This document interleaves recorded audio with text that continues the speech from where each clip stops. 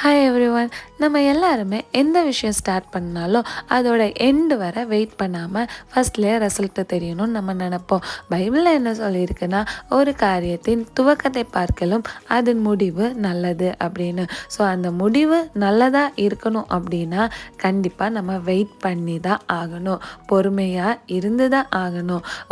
ஒரு மனுஷனுக்கு அவனோட வாழ்நாள் காலத்தில் நல்ல காலங்களும் இருக்கும், கெட்ட காலங்களும் இருக்கும், ரெண்டுமே இருக்கும். எப்போவுமே நல்ல காலமும் இருக்காது, எப்போவுமே கெட்ட காலமாகவும் இருக்காது. ஸோ நல்ல காலத்தில் நமக்கு கிடைக்கிற நன்மைகளை அனுபவித்து நம்ம சந்தோஷமாக இருக்கணும். கெட்ட காலத்தில் நம்ம சிந்தனை செஞ்சு எப்படி அதை மேற்கொள்ளலான்னு பார்க்கணும். ஸோ கடவுள் எதை தரல அதை தரல அப்படின்னு நம்ம முறுமுறுக்கக்கூடாது.